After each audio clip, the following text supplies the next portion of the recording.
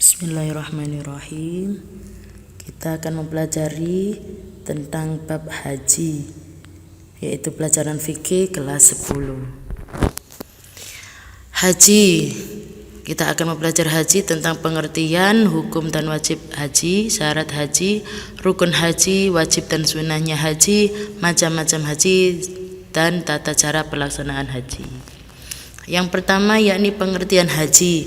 Istilah haji berasal dari kata al-hajjah yang berarti berziarah ke, bermaksud mengunjungi atau mendatangi. Sedangkan menurut istilah adalah menyengaja mengunjungi Ka'bah untuk mengerjakan ibadah yang meliputi tawaf, sa'i, wukuf dan serangkaian ibadah lainnya untuk memenuhi perintah Allah Subhanahu wa taala dan mengharap ridhonya dalam waktu yang telah ditentukan. Hukum haji. Haji merupakan rukun Islam yang kelima yang diwajibkan kepada setiap muslim yang telah mukallaf dan mampu untuk melaksanakannya sekali seumur hidup. Dasar diwajibkannya melaksanakan haji adalah sebagaimana firman Allah dalam Al-Quran surat Ali Imran ayat 97 yang berbunyi walillahi 'alan nasi hajjul baiti man istata'a ilaihi sabila. Dan kewajiban mengerjakan haji karena Allah itu adalah diwajibkan kepada orang yang sanggup mengerjakannya. Barang siapa yang mengingkari kewajiban haji, maka sesungguhnya Allah Maha Kaya dan tidak membutuhkan sesuatu dari semesta alam.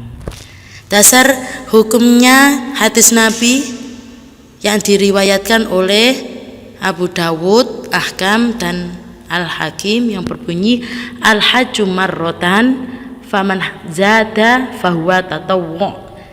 Haji adalah wajib sekali seumur hidup. Barang siapa yang mengerjakannya berkali-kali maka itu sunnah hukumnya. Lanjut syarat wajib haji. Syarat wajib haji adalah segala sesuatu yang harus dipenuhi bagi seseorang yang hendak melaksanakan haji, yaitu pertama, beragama Islam, 2, baligh, 3, berakal sehat, 4, merdeka, dan yang kelima adalah kuasa atau mampu. Jadi haji itu harus pertama kali dilaksanakan itu syaratnya harus orang Islam. Maka kalau tidak beragama Islam maka hajinya tidak sah. Begitu pula dilaksanakan oleh orang yang baligh, artinya sudah cukup umur, bukan anak-anak, bukan bayi, harus orang yang sudah baligh. Selanjutnya berakal sehat. Haji itu dilaksanakan oleh orang yang akalnya sehat, bukan orang gila, bukan pula pemabuk. Jadi yang berakal sehat yang boleh menjalankan haji. Kemudian merdeka, artinya bukan seorang hamba sahaya. Dan yang kelima yang tertentu adalah kuasa atau mampu. Kuasa di sini itu dalam hal satu, kuasa atau mampu dalam biayanya. Biaya melaksanakan haji dia punya. Kedua, mampu dalam hal badannya, sehat walafiat, tidak sakit-sakitan.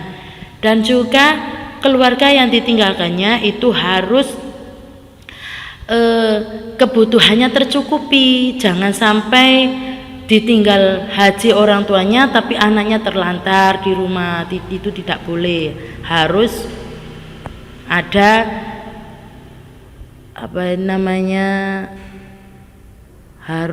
harus dibiayai, ada biaya kehidupannya selama ditinggalkan pergi haji. Selanjutnya rukun haji. Rukun haji adalah beberapa amalan yang harus dikerjakan dan tidak bisa diganti oleh apapun, ya, dalam bentuk dam atau denda sekalipun. Jadi rukun haji ini kalau salah satunya tidak dilaksanakan maka hajinya tidak sah, harus mengulang di tahun depan, tahun berikutnya. Di antara rukun haji yang pertama adalah ihram, yaitu berniat untuk mulai mengerjakan ibadah haji dengan memakai kain ihram. Ya. Yang kedua yakni wukuf, yaitu menetap di Arafah. Selanjutnya jamaah melakukan tawaf, yaitu mengelilingi Ka'bah sebanyak 7 kali.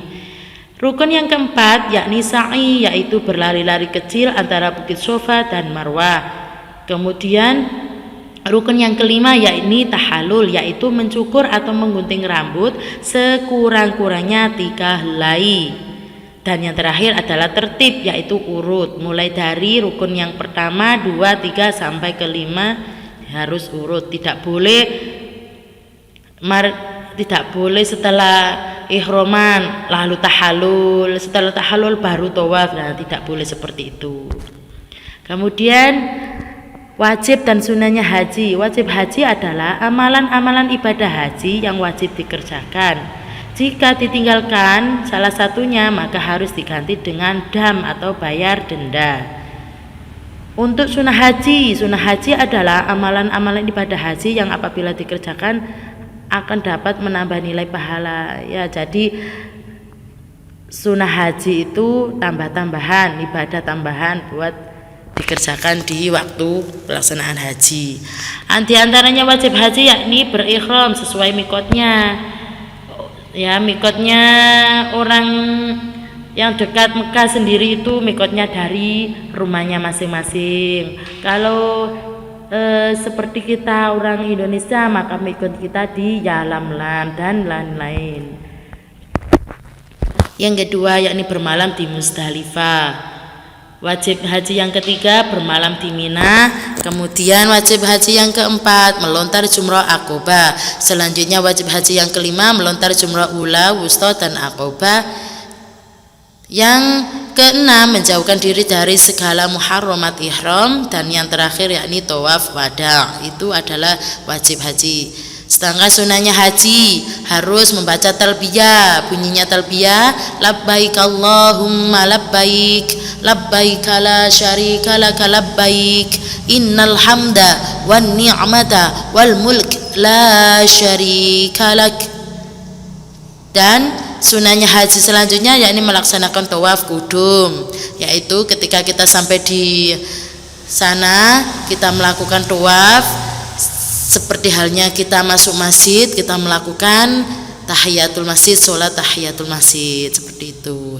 Dan sunnah yang haji yang selanjutnya yakni membaca sholawat dan doa sesudah bacaan talbiyah harus kita perbanyak, ya, jangan sampai kita menyia-nyiakan waktu di sana. Kalau bisa kita laksanakan, ya kita laksanakan. Kalau hanya bisa membaca istighfar, monggo istighfar. Kalau hanya bisa membaca subhanallah, silakan. Pokoknya diperbanyak sholawat dan doa. Selanjutnya macam-macam haji. Macam-macam haji ada 3. 1 haji ifrad, 2 haji tamattu, 3 haji qiron. Haji ifrad yaitu mengerjakan haji dan umroh dengan cara mendahulukan haji daripada umroh, dan keduanya dilaksanakan secara terpisah.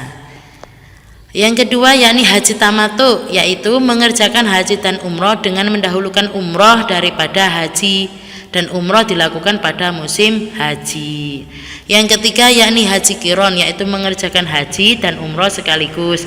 Jadi amalannya 1, niatnya 2, yaitu niat haji dan niat umroh. Selanjutnya terakhir yakni tata cara pelaksanaan haji atau manasik haji. Ya, 1 melakukan ihram dari mikot yang telah ditentukan, yaitu kita orang Indonesia mikotnya dari Yalamlam. Setelah kita sampai di sana, kita bersih-bersih, mandi, pakai